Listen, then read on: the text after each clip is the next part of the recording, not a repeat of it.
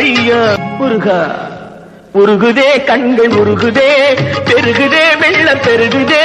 படிக்காத ஏழைக்கும் பரிசாக வந்தது பெரியோர்கள் சொல்லி வைத்த ஒரு மந்திரம்